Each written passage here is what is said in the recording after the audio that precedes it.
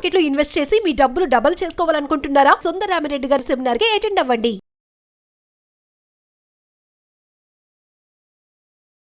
నమస్తే సార్. నమస్తే.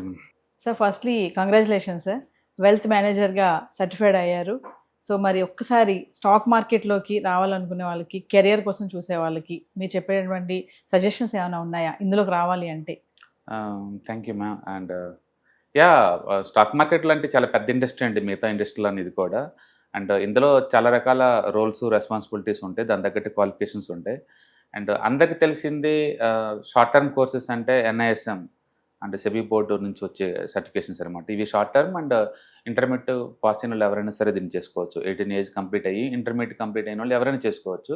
అంటే కొన్నిటికైతే మాత్రం గ్రాడ్యుయేషన్ అడుగుతారనమాట. అంటే మీరు ఏ ఏరియాలో వర్క్ చేద్దాం అనుకుంటున్నారు అన్న దాన్ని బట్టి ఉంటాయి. ఎగ్జాంపుల్, ఇప్పుడు మీరు బీకామ్ చదివారు, లేకపోతే MBA చేశారు, అంటే జాబ్స్కి కొంచెం ఎన్హాన్స్మెంట్ కోసం ఏదైనా సర్టిఫికేషన్ కావాలనుకుంటే NISM Series 8 అని ఒక ఎగ్జామ్ ఉంటుంది. NISM Series 8 అనమాట. అదేంటంటే డెరివేటివ్ మార్కెట్స్లో మీకున్న నాలెడ్జ్ని టెస్ట్ చేస్తారనమాట. ఇందులో మెజారిటీ ఏంటంటే 100 మార్కులకు ఉంటాయి. యావరేజ్ మీద పాస్ పర్సెంటేజ్ 60 ఉంటుంది అనమాట. నెగిటివ్ మార్క్స్ ఉంటాయి, అన్ని ఆబ్జెక్ట్ టైప్ ఉంటాయి. అంటే మల్టిపుల్ చాయిస్ కానీ లేదా మల్టిపుల్ రెస్పాన్స్ క్వశ్చన్స్ కానీ ఉంటాయి దీంట్లో. యూజువల్గా అయితే 100 మార్కులకు ఉంటాయి. కొన్ని పేపర్స్ అయితే 150 కూడా ఉంటాయి. బయటకు బేసికల్గా పాస్ పర్సెంటేజ్ 60 దాకా ఉంటాయి అనమాట. మీరు ఏ ఏరియాలో వర్క్ చేద్దాం అన్న దాన్ని బట్టి ఉంటుంది.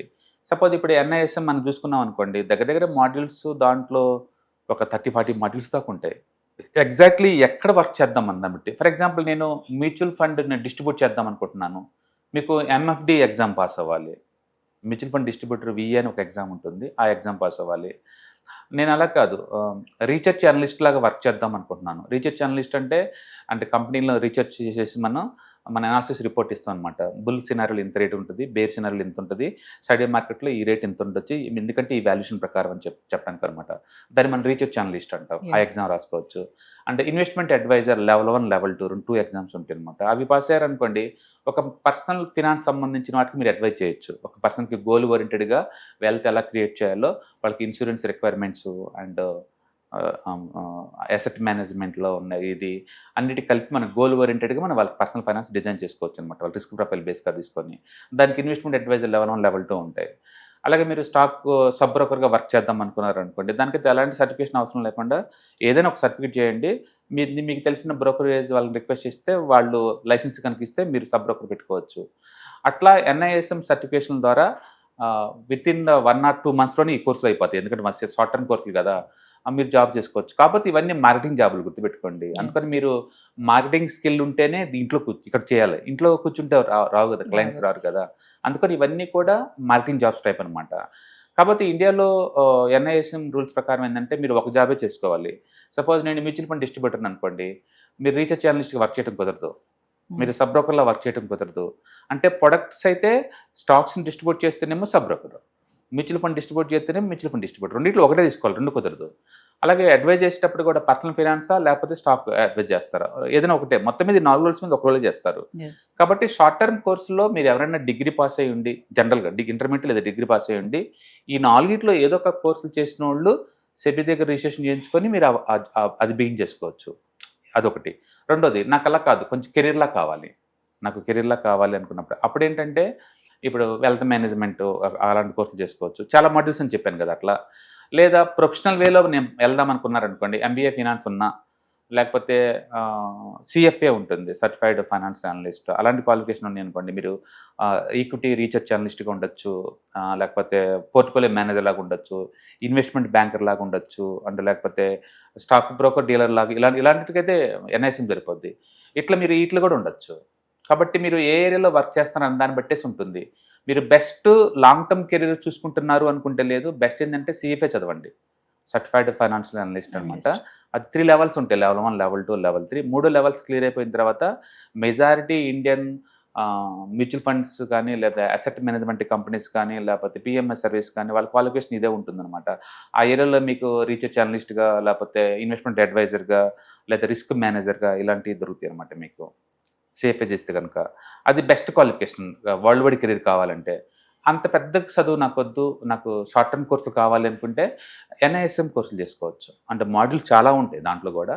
మీకు నచ్చిన ఏరియాలో చేసుకోవచ్చు అనమాట. ఎస్. కాబట్టి మీరు ఎంటర్‌ప్రెన్యూర్‌గా చేద్దాం అనుకుంటున్నారా? లేకపోతే ఒకళ్ళ కింద జాబ్ చేద్దాం అనుకుంటున్నారా అనేది ముందు డిసైడ్ అయితే కెరీర్ లాంగ్ టర్మా, షార్ట్ టర్మా ఎలాంటి చూస్తున్నారు అని దాన్ని బట్టేసి మనం తీసుకోవచ్చు. బేసికల్‌గా ఫినాన్స్‌లో ద బెస్ట్ అంటే మాత్రం సిఎఫ్ఏ. కాకపోతే అది 3 ఇయర్స్ 2 ఇయర్స్ పడుతుంది. 3 లెవెల్స్ పాస్ అవ్వాల్సి ఉంటుంది. అండ్ కొంచెం సీరియస్ కమిట్మెంట్ ఉంటేనే దాని జోన్ రావాలి. లైక్ ఇండియన్ సీఏ లాగనమాట. ఇండియన్ సీఏ అయితే టాక్సేషన్లో ఎక్స్పర్ట్స్ వాళ్ళు, వీళ్ళేమో ఫినాన్స్లో ఎక్స్పర్ట్స్ అనమాట. అట్లా అంటే ఎవరికైనా కెరీర్ పరంగా ఏదన్నా కావాలనుకుంటే కింద నెంబర్ డ్రాప్ చేయండి అండ్ మామూలు అడ్వైజ్ ఇస్తారు. అది ప్రాబ్లం. అంటే మార్కెటింగ్ నాలెడ్జ్ ఉన్న వాళ్ళే ఇందులోకి రావాలి. బేసికల్గా మార్కెటింగ్ నాలెడ్జ్ అనే బదులు ప్రతి కెరియర్లో కూడా మార్కెటింగ్ అనేది ఇన్బుల్ట్గా ఉండాలి. లేకపోతే ఇప్పుడు నేను బెస్ట్ డాక్టర్ అనుకుందాం, అంటే నా ఏరియాలో ఎక్స్ట్రాడినరీ ఎక్స్పర్ట్ అనుకుందాం. ప్రపంచానికి నువ్వు బెస్ట్ డాక్టర్ ఎలా తెలుసు? అంటే ప్రపంచం నువ్వు కనెక్ట్ అయ్యే పద్ధతి అనేది మార్కెటింగ్. అప్పుడు మార్కెటింగ్ చేస్తేనే కదా నువ్వు బెస్ట్ అనేది నీకు అర్థమైంది. అందుకని మన ఇళ్లలో కూర్చొని ద బెస్ట్ అనుకుని మనం అనుకుంటే సరిపోదు. పబ్లిక్ని రీచ్ అయ్యే లేయర్ని ఏమంటారు, ఆ కమ్యూనికేషన్ ఛానల్ని మార్కెటింగ్ అంటాం మనం.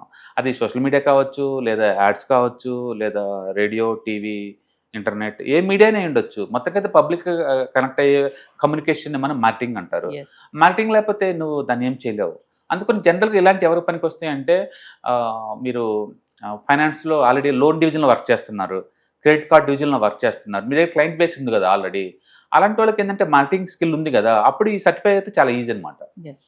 అట్లా అంటే స్టాక్ మార్కెట్లో సార్ చదువుకునే వాళ్ళు, జాబ్ చేసే వాళ్ళు, రిటైర్మెంట్ అయిన తర్వాత కూడా ఇందులోకి రావచ్చు అంటే ఎప్పుడైనా అవ్వచ్చు. అదే నేను అంటుంది, ఎంటర్‌ప్రెన్యూర్‌గా మీరు సపోజ్ మీరు మ్యూచువల్ ఫండ్ డిస్ట్రిబ్యూటర్ అవుదాం అనుకుంటున్నారు, ఏజ్ డజంట్ మ్యాటర్. మీరు ఇంటర్మీడియట్ క్వాలిఫికేషన్ నుండి ఎగ్జామ్ పాస్ చాలు, ఏ ఏజ్ వాళ్ళని చేయొచ్చు. చాలా మంది రిటైర్మెంట్ బ్యాంకర్లు కూడా చేస్తారు. అది టైం పాస్ అవుతుంది, ప్లస్ 10 మంది హెల్ప్ అవుతుంది, ప్లస్ నీకు కూడా మనీ వస్తుంది కదా. అందుకని ఎంటర్‌ప్రెన్యూర్‌గా చేసుకోవచ్చు. బట్ నాకు అలాగా జాబ్లా కావాలి, మ్యూచువల్ ఫండ్ కంపెనీలో నాకు జాబ్లా కావాలనుకోండి, అప్పుడు ఏజ్ కదా, ఏజ్ డజ్ మ్యాటర్ కదా. అప్పుడు ఎంగేజ్లో చూసుకోవాలి మీరు. 25 to 35 ఏజ్ లోపు ఉన్న వాళ్ళు మనం క్వాలిఫికేషన్ అయిన తర్వాత మ్యూచువల్ ఫండ్ ఇండస్ట్రీకి అప్లై చేసుకుంటే మనకు జాబ్ వచ్చే ఛాన్స్ ఎక్కువ ఉందన్నమాట. అట్లా జాబ్ కావాలంటే మాత్రం certain age compulsory. But entrepreneur లాగా ఉండాలంటే ఏజ్ కంపల్సరీ ఏం కాదు. Anybody can do it, any type of courses. పర్టికులర్గా సిఎఫ్ఏ లాంటివి ఎంత యంగ్స్టర్లో చేస్తే మీకు అంత బెటర్. నన్ను అడిగితే డిగ్రీతో పాటు చేయమంటాను వీటిని. లైక్ సిఏ ఇంటర్ అయిపోయిన తర్వాత ఎలా బీన్ చేస్తారు, సిఎఫ్ఏ కూడా ఇంటర్ అయిపోయిన తర్వాత 1 year బీన్ చేయడం బెటర్. సిఎఫ్ఏ కల్లా ఫైనల్ పేపర్ కల్లా నీకు ఖచ్చితంగా డిగ్రీ సబ్మిట్ చేయమంటారు అనమాట. అప్పటికల్లా పాస్ అవుతుంది చాలు. So once again congratulation sir, wealth మేనేజర్గా సర్టిఫైడ్ అయినందుకు.